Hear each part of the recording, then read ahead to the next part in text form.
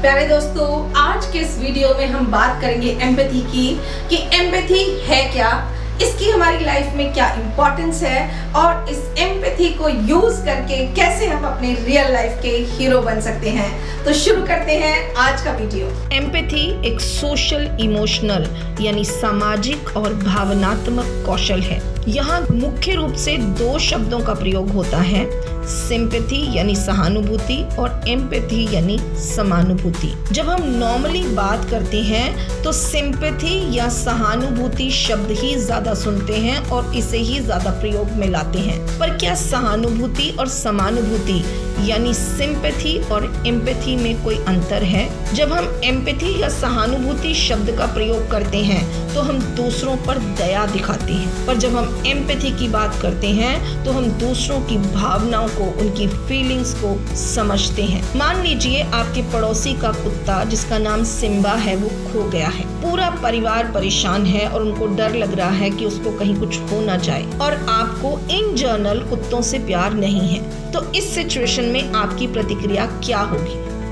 ओहो, बहुत बुरा हुआ, भगवान आपकी मदद जरूर करेंगे, आपका सिम्बा जल्दी मिल जाएगा। यहाँ आपने उनके बारे में सोचा, आपने सांत्वना भी दी, दुख भी प्रदर्शित किया, पर आपने कुछ किया नहीं। और इसी सिचुएशन में अगर आप समानुभूति यानी एम्पैथी से बात करते हैं, यही सिचुएशन है, आपको कुत्तों से बिल्कुल प्यार नहीं है, पर आपकी प्रतिक्रिया क्या होगी? आप उनसे बात करेंगे, उनको हौसला देंगे, चिंता मत करो, मैं यहाँ हूँ, मैं आपके साथ चलता हूँ, हम मिलकर उसको ढूंढ लेंगे। दोनों स्थितियों में अंतर है।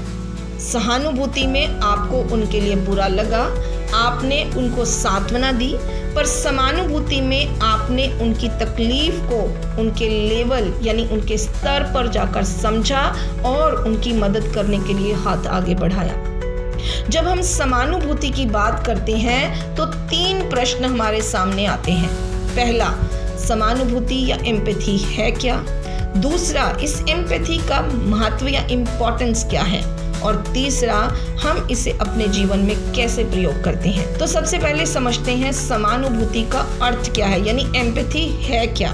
तो एम्पैथी का अर्थ होता है दूसरों की भावनाओं को समझना, यानी किसी स्थिति में सामने वाला व्यक्ति क्या महसूस करता है उसे समझना। दूसरा प्रश्न ये है, एम्पैथी इतनी इम्पोर्टेंट क्यों है?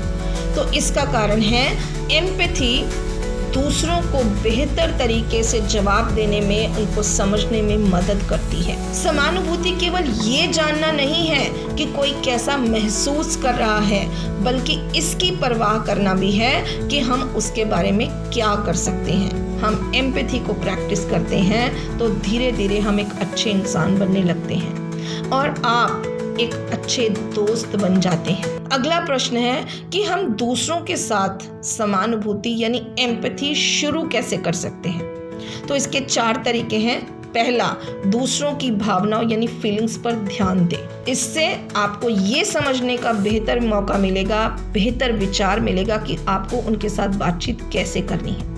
दूसरा, बोलने या काम करने से पहले सोचें, खुद से पूछें कि मेरे इन शब्दों या मेरे इस काम का दूसरे व्यक्ति पर क्या असर होगा, वो कैसा महसूस करेगा।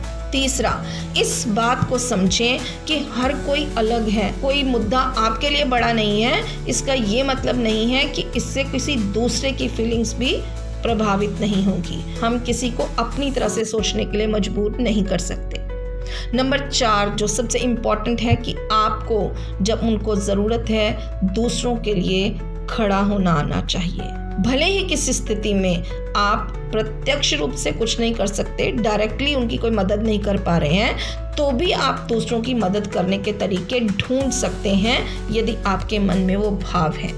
ध्यान रखें, समानुभूति या एम्पैथी वो जादू है जिसका उपयोग करके आप दूसरों के लिए हीरो बन सकते हैं। कुछ शब्द ऐसे बोलेंगे जो उनके दिल को छू जाएंगे तो आप सचमुच उनके लिए मरहम का काम करेंगे।